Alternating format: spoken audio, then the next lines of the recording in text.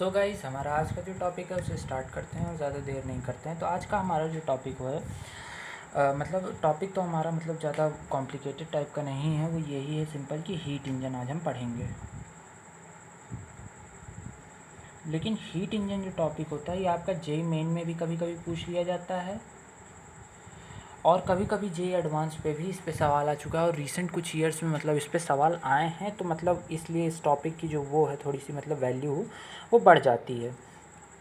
तो ऐसा कुछ मतलब टफ़ टॉपिक नहीं होता। देखो हीट इंजन का एक तो होता है डेरिवेशन वाला पार्ट, वहाँ से अगर सवाल आता है तो वो थोड़ा टफ़ सवाल बन जाता है और वो डेरिवेशन हम मतलब इस वीडियो में कवर भी नहीं करने वाले हैं क्योंकि वो लेंथी हो जाता है और फिर बहुत उसमें लफड़े हो जाते हैं, तो उसको तो हम नहीं कवर करने पा रहे। लेकिन इस वीडियो को देखने के बाद आपके ज़्यादातर डाउट्स जो होंगे वो आपके हीट इंजन को लेके वो कवर हो जाएंगे, मतलब फिर आपको ज़्यादा डाउट्स नहीं बचेंगे।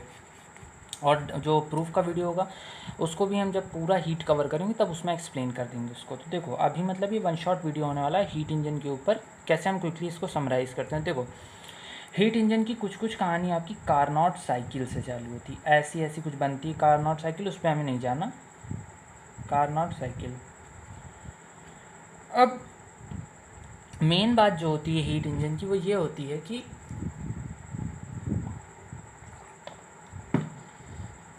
ये काम कैसे करता है हीट इंजन।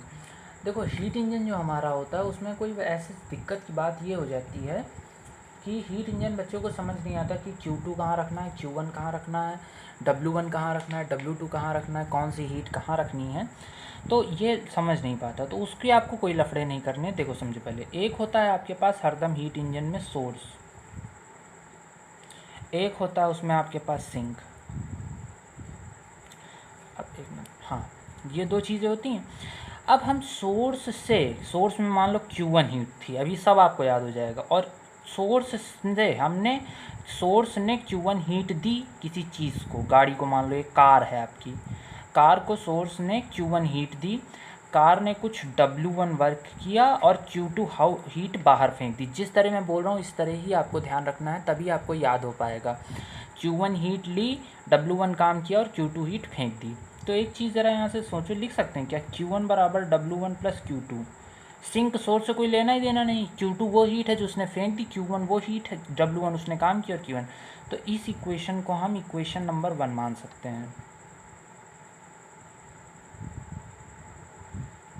इक्वेशन 1 मान सकते हैं। और आप भी इसको अपने नोटबुक में इक्वेशन 1 ला लो, और ये इंपॉर्टेंट है, इसको आप 2 स्टार मार्क कर लो, ये 2 स्टार इक्वेशन है, कई जगह आप यूज़ कर सकते हो, डेरिवेशन में मेनली इसका यूज़ आएगा। अब एक चीज़ आप समझो कि जो आपकी इफ़िशियंसी डिफाइंड होती है किसी भी चीज़ की, बेसिकली जो आपके जेई मेंस या फिर जेई एडवांस में सवाल आते हैं वो आपकी इफ़िशियंसी से रिलेटेड आते हैं। तो इफ़िशियंसी की अगर बात करें ईटा, तो आपका जो ईटा होता है वो आपका मतलब ईटा कैसे डिफाइन होता है, ईटा आप ऐसे समझो, ईटा आपका किसी चीज़ की परफॉर्मेंस बताता है, मतलब कि कोई इंजन कितना अच्छा है, जिसका ईटा ज़्यादा अच्छा उतना, और ईटा जो होता है ऑलवेज लेस देन 1 होगा हर इंजन के लिए। अभी तक अब कोई इंजन ऐसा नहीं है जो 100% एफिशिएंट हो, ठीक है। तो ईटा जो हम डिफाइन करते हैं वो होता है वर्क डन, याद रखना वर्क डन, वर्क डन, और फिजिक्स में वर्क डन का साइन पॉजिटिव होता है upon heat given, heat given. और यहाँ आपको हीट का कोई साइन का मतलब लफड़ा नहीं, वो आपको मतलब वैसे बना के दिया जाता है, हीट गिवन। हम जो हीट देते हैं फिजिक्स में वो भी हम पॉजिटिव ही मानते हैं, ठीक है। तो यहाँ पे हमने वर्क डन W1 किया है और हमने हीट दी है Q1 हीट, ऐसे आप लिख सकते हो। अब आप अगर W1 की वैल्यू यहाँ से यहाँ उठा के रखो तो यहाँ लिख सकते हो Q1 by Q2 upon Q1, तो इसको लिख सकते हो आप यहाँ से Q2 बाई Q1।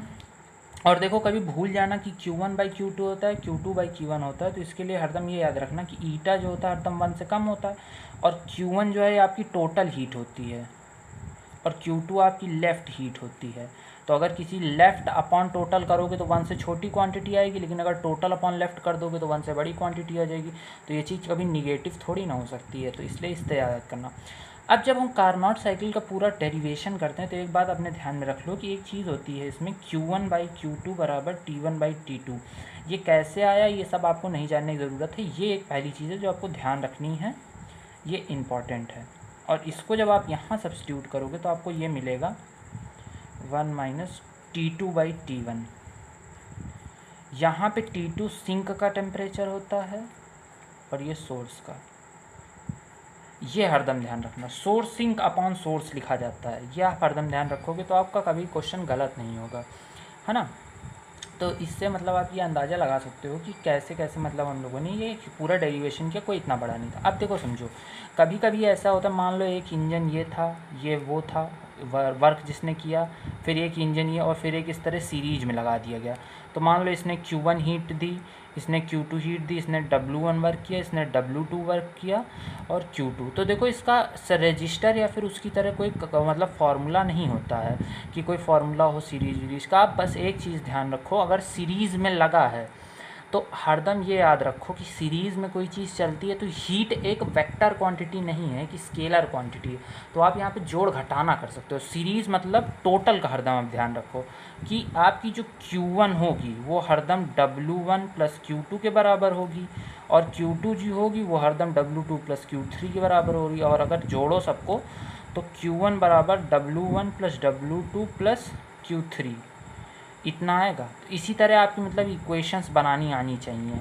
और एक मतलब आप चीज़ ध्यान रख सकते हो, Q1 ये दोनों इक्वेशंस हर बना लोगे, और Q1 बाई Q2 बराबर T1 बाई T2। एक ये याद रखो, अगर यहाँ का टेम्परेचर T1, यहाँ का टेम्परेचर T2, यहाँ का टेम्परेचर T3। और एक इक्वेशन याद रखो, Q2 by Q3 is equals to T2 by T3 भी यहाँ वैलिड होता है। और इसी तरह आप मतलब आगे चीज़ें जोड़ सकते हो। इफ़िशियंसी आप मतलब फॉर्मूले बनते हैं बड़े बड़े, बट उसमें मत जाओ कि इफ़िशियंसी क्या होता है। अब देखो, ये तो बात हो गई हम लोगों ने पूरी कर ली अपने इसको क्या कहते हैं, हीट इंजन की। अब एक आता है रेफ्रिजरेटर, उसको कैसे करते हैं, रेटर। अब देखो रेफ्रिजरेटर में हम डिफाइन करते हैं बीटा। बीटा होता है coefficient of performance. Coefficient of performance हम बीटा कहते हैं। अब देखो मान लो कोई, इसमें भी वही कहानी रहती है, इसमें लेकिन उल्टा चलती है साइकिल। हम मान लो इसमें जो हम सोर्स मानते हैं वो हम कम टेम्परेचर से, मान लो आपका कमरा जो है, ये मान लो आपका रूम है, ये मान लो आपका AC है, और ये मान लो आपका आउटडोर है। तो AC ने रूम से हीट ली, कितनी हीट ली, Q1, और उसको बाहर फेंकने के लिए उसने W1 वर्क किया और Q2 हीट बाहर फेंक दी। तो एक यहाँ पे भी आप वही इक्वेशन लिख सकते हो भाई, टोटल हीट तो उसने Q1 ली और Q1 हीट पर उसने W1 वर्क किया और Q2 हीट फेंक दी। तो यहाँ पे जो बीटा, यहाँ पे सबसे पहले आप इक्वेशंस वही रहेंगी। Q1 बराबर, बहुत सारे बच्चे कंफ्यूज हो जाते हैं, Q1 Q2 को रिप्लेस कर देते हैं, नहीं। रेफ्रिजरेटर और इसमें इसको क्या कहते हैं, देखो इसलिए मैंने हीट भी बराबर ही मानी, इसका टेम्परेचर भी मैं T1 मानूंगा, इसको T2 मानूंगा, ताकि आप कभी कंफ्यूज ना हो कि क्या हो जाता है बीच बीच में। तो ये दोनों इक्वेशन, ये और ये वाली, ये और कहाँ गई, ये वाली, दोनों एक ही लगती हैं फ्रिज में भी और रेफ्रिजरेटर में भी। तो यहाँ से अगर आप मतलब देखो मेन चीज़, तो यहाँ से जब आप बीटा डिफाइन करोगे तो बीटा डिफाइंड होता है हमारा हीट थ्रोन आउट। देखो वहाँ पे हीट गिवन था, यहाँ हीट थ्रोन आउट, और यहीं सारे गेम बदल जाता है। अभी देखना फॉर्मूले बदल जाएंगे, अपॉन वर्क डन। तो हीट थ्रोन आउट तो Q2 है और वर्क डन हमारा W1 है। तो इक्वेशन जब लगाओगे तो Q2 upon Q1 minus Q2, ये बनेगी आपकी इक्वेशन, है ना। और इसी इक्वेशन को मॉडिफाइड फॉर्म में लिख सकते हो, T2 upon T1 minus T2। ठीक है। तो अब मतलब आप हीट इंजन से रिलेटेड क्वेश्चंस करोगे तो आपके सारे क्वेश्चंस बन जाएंगे, कोई क्वेश्चन नहीं फंसेगा जल्दी। एज सच जो फंसेगा मतलब उस अभी मैं मतलब इसके बाद मतलब हीट पे भी मैं पूरी कोशिश करूँगा, और हीट इंजन पे भी हम पर्टिकुलर क्वेश्चंस का एक पूरा सेशन डेडिकेट करेंगे उसको, जिस पे हम बहुत सारे क्वेश्चन सीखेंगे। हम प्रीवियस ईयर भी उठा लेंगे और बाकी चीज़ें भी मतलब टेकअप करेंगे इस पूरे लेक्चर में। सो अभी के लिए थैंक यू, कीप वॉचिंग।